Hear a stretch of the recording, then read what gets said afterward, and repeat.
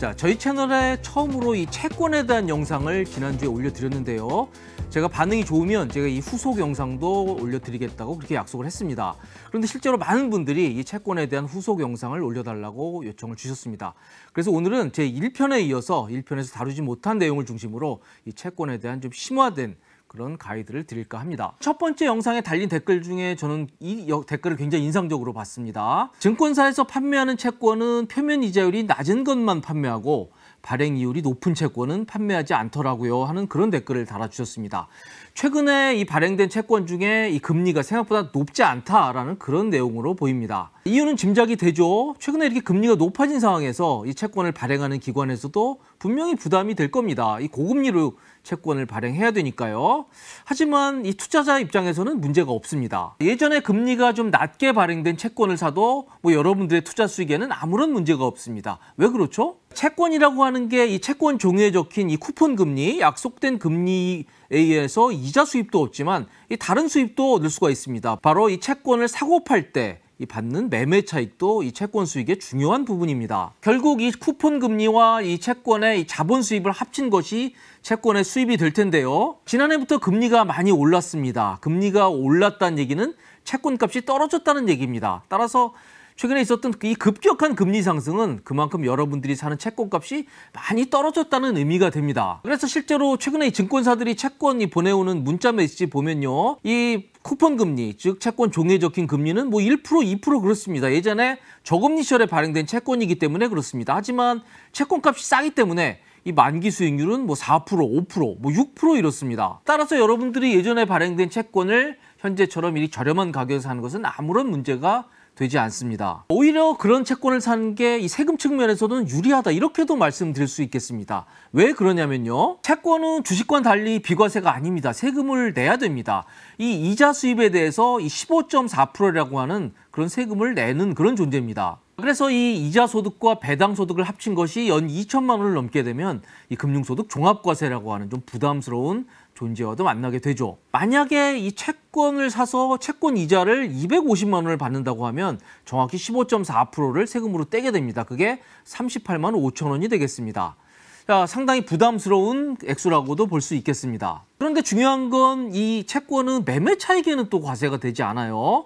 따라서 채권을 싸게 샀다가 비싸게 팔 경우에 매매 차익은 아예 비과세 대상입니다. 그래서 지금 채권값이 많이 내려갔잖아요. 이렇게 저렴한 채권을 사서 추후에 금리가 내려가면 채권값이 올라가게 되죠. 그럴 경우에 비싸게 채권을 팔 수 있다는 그런 심리들이 많이 작용을 하고 있는 상황입니다. 이럴 경우에 채권의 매매 차익에 대해서는 아예 과세가 되질 않습니다. 그리고 채권을 중간에 팔 수도 있지만요. 만기까지 가져갈 수가 있죠. 만기가 되면 이 원금과 이자는 채권을 발행한 데서 상환을 하게 되죠. 그런데 지금 싸게 사게 되면 나중에 이 약속된 원금을 받게 되면 이거 역시 매매 차익이 남게 됩니다. 이 역시도 완벽한 비과세가 되겠습니다. 그런데 이 자본 수입이 비과세인 것은 좋지만 이자 수입 15.4%나 세금을 떼는 것은 이자 수입에 대해 세금을 떼는 것은 여전히 부담스럽습니다. 자, 그렇다면 무슨 좋은 방법이 없을까요? 있습니다. 바로 이 중개형 ISA 계좌를 이용하면 여러분들이 이 채권의 이자 수입에 대해서 세금을 아예 안 내거나 혹은 아주 적게 내는 그런 방법이 있습니다. 이자 속이 200만 원까지는 아예 비과세고요.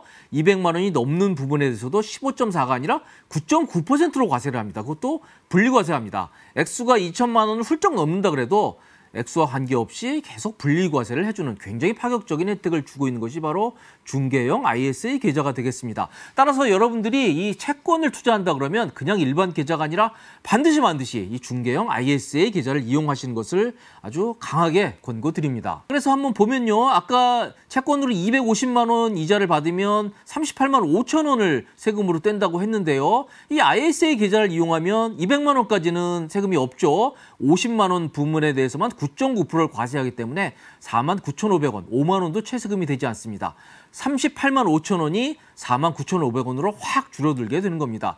자, 채권 하시는 분들이 일반 계좌로 채권 투자하신다 그러면 당장 중개형 ISA 계좌 하나 틀고 거기서 투자하시기 바랍니다. 그런데 ISA 계좌는 몇 가지 제한 요건이 있습니다. 우선 최소 3년간은 유지를 하셔야 되고요. 그리고 액수 제한도 있습니다. 연간 2천만 원이고요. 그리고 최대 5년간 1억 원까지만 예치를 하실 수가 있습니다. 그리고 뭐 ISA 계좌까지 굳이 트지 않으신다고 하더라도 여러분들이 직장인이라고 그러면 연말정산 때문에 이 IRP 많이들 하시죠. 이 IRP 계좌를 통해서 채권에 투자하는 것도 아주 좋은 방법입니다. 이럴 경우에는 이 IRP 계좌에서 최대 연간 900만 원까지 세액 공제가 가능하기 때문에 이거 역시 좋은 방법이라고 그렇게 생각이 됩니다. 그런데 여러분들이 이 채권 투자에서 또 정말 조심하셔야 될 분이 바로 이 해외 채권에 대한 투자 부분입니다. 이 해외 채권에 대한 투자는 저도 개인적으로 좀 투자 경험이 있어서 이건 제가 좀 더 경험담을 살려서 확실하게 설명을 드릴 수 있을 것 같습니다. 예전에 한 10여 년 전에 이 브라질 국채에 대한 투자 바람이 굉장히 크게 분 적이 있었습니다. 우선 금리가 엄청나게 높습니다. 뭐 지금도 거의 뭐 연 10% 이자를 준다고 하니까요. 뭐 국내 채권은 도저히 따라올 수 없는 그런 이자 수입을 제공을 하고 있습니다. 그리고 무엇보다 결정적인 건 이건 이자 수입에 대해서 완벽한 비과세입니다. 자, 이상하죠? 국내 채권은 15.4% 세금을 떼는데 이 브라질 국채는 세금을 떼지 않습니다. 바로 한국과 브라질 간에 맺은 이 조세협정 때문에 이자 수입에 대해서 완벽한 비과세가 가능한 그야말로 꿈의 상품이었습니다. 그래서 저도 이게 너무 좋다 그래서 좀 작은 규모로 이 브라질 국채에 투자한 적이 있는데요. 이 결론적으로 성공된 투자는 아니었습니다. 왜 그랬을까요? 바로 통화 가치 때문에 그랬습니다. 브라질 국채는 브라질 헤어라로 투자를 하거든요. 따라서 헤어라 가치에 따라서 저희 이 투자 수익이 뭐 플러스가 될 수도 있고 마이너스가 될 수도 있습니다. 하지만 이 브라질 헤어라가 계속 최근 10년간 좋지 않았습니다. 자, 그래서 이 브라질 국채에 투자하신 분들이 정말 많은 환차손을 봐서 결국 뭐 많은 이 이자 수입도 필요 없이 환차손 때문에 오히려 마이너스를 본 분들이 상당히 많았습니다. 자, 특히 금융시장이 조금만 흔들리면 이런 신흥국들의 이 화폐 가치는 그야말로 이 추풍낙엽처럼 툭툭 떨어지는 게 보통입니다. 그래서 이게 금융감독원에서 좀 예시한 자료인데요. 브라질 국채 투자 내역을 한번 보겠습니다. 브라질 국채의 이자는 연 10% 정도 굉장히 높죠. 2019년 1월에 투자를 한 것으로 보입니다. 그리고 3년 후에 한번 이 투자 결과를 한번 보니까요. 우선 뭐 이자는 쏠쏠이 들어왔습니다. 헤아라가 2만 헤알 이상이 이자 수입으로 들어왔네요. 하지만 이분은 이익을 봤을까요? 그렇지 않습니다. 한국 사람이기 때문에 결국 원화를 손에 쥐어야 되는데요. 이 헤아라 가치가 크게 떨어지면서 이 손에 쥔 원화는 오히려 마이너스 69만 원인 것으로 그렇게 계산이 됐습니다. 결국 이 브라질 국채의 큰 장점이 그거죠. 10% 이자 수익과 그리고 비과세. 이게 다 소용이 없었습니다.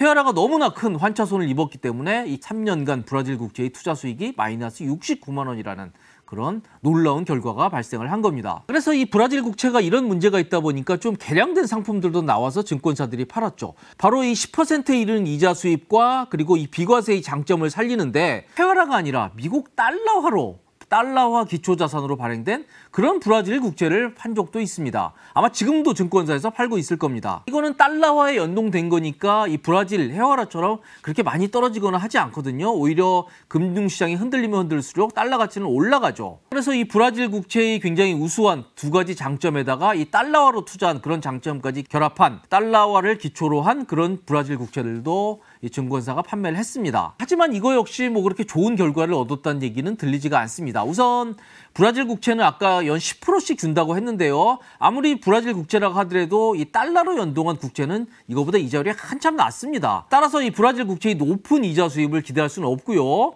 그리고 또 결정적인 문제가 하나 있습니다. 이런 신흥국, 특히 브라질의 경우에는 이게 굉장히 고질적인 인플레이션을 겪고 있는 나라입니다. 인플레이션이 굉장히 높기 때문에 이 브라질 중앙은행은 수시로 금리를 올립니다. 물가를 잡기 위해서 금리를 수시로 올리는 겁니다. 뭐 지금처럼 세계적으로 금리를 올리는 시점이 아니라 전 세계적으로 금리를 낮추는 시점에서 브라질은 계속 금리를 올렸거든요. 금리를 올린다는 건 이 채권에서 뭘 의미하죠? 그렇습니다. 채권값이 내려간다는 걸 의미합니다. 브라질 국채를 가진 분들은 헤어가도 떨어지지만 이 브라질 중앙은행의 이 금리 인상 때문에 본인이 가지고 있는 채권값 하락까지도 경험을 해왔습니다. 물론 뭐 이 브라질 국채를 만기가 뭐 10년, 20년 만기까지 가지고 간다 그러면 중간에 채권값이 하락하는 게 문제가 되지 않습니다만 대부분의 이 브라질 국채 투자자들은 중간에 팔기를 원하는 분들이거든요.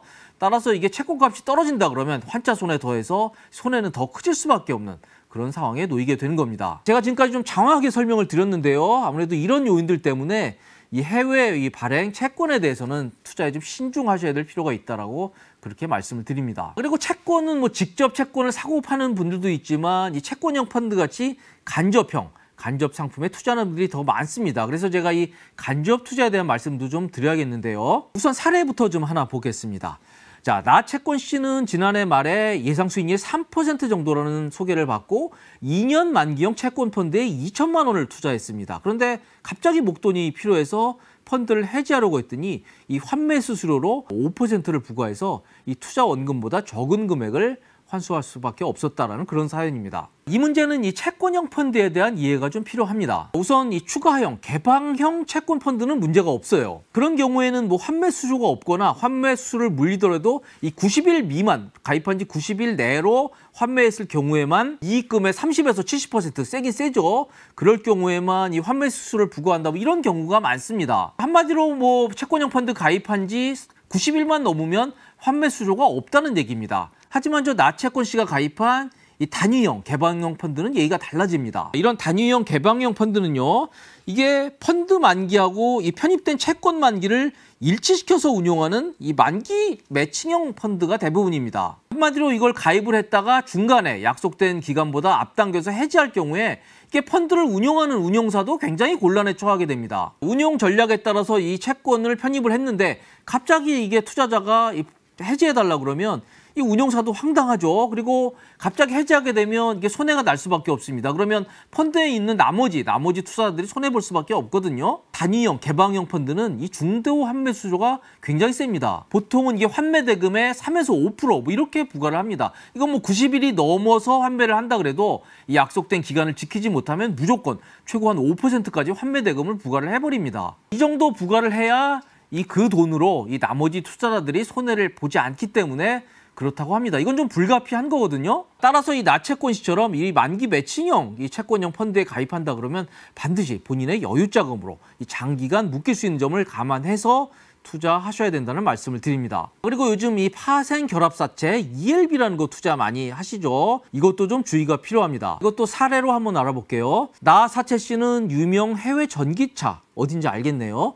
유명 해외 전기차 회사 주가에 비례하여 최대 40% 수익률을 제공한다는 이 파생 결합사채 ELB에 투자한 뒤 해당 주가가 60% 상승해서 큰 수익률을 기대했으나 실제로는 수익률이 0%가 실현됐다. 이런 사연입니다. 와, 아니 주가가 60% 상승했는데 60%는 못 줄 망정 왜 수익률이 0%죠? 그런데 ELB 구조를 알면 그렇게 될 수밖에 없습니다. 한마디로 이 주가 상승 한도, 이 나가웃 배리어라는 걸 건드렸기 때문에 그렇습니다. 저 사례에서 이 ELB의 상품 구조를 보면요, 저 회사 주가가 오른 만큼 그만큼 수익을 보장해 주는 건 맞습니다만 한 가지 큰 전제가 필요합니다.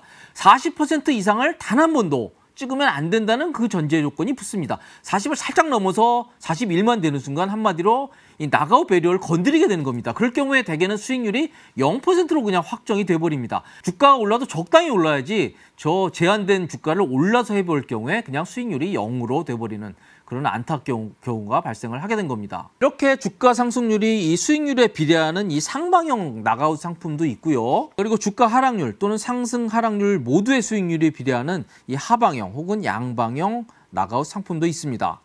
자, 다들 이런 것들은 이 배리어가 있어서 이 배리어를 건드리는 순간 이게 손해를 보거나 그냥 수익률 0%로 그냥 확정되기 때문에 여러분들이 기대했던 수익을 얻을 수 없습니다. 아무튼 이런 제한전 조건 하에서 최대 40% 수익을 보장한다는 거지 그런 조건을 건드리지 못하면 40%는커녕 수익을 못 보는 경우가 매우 많다는 점을 꼭 알아두시고 ELB에 투자하시기 바랍니다. 저희는 지금까지 최근에 인기를 끌고 있는 이 채권 투자의 위험성 그리고 어떤 점을 조심해야 될지에 대해서 자세히 알아봤습니다. 지금까지 시청해 주셔서 감사드립니다.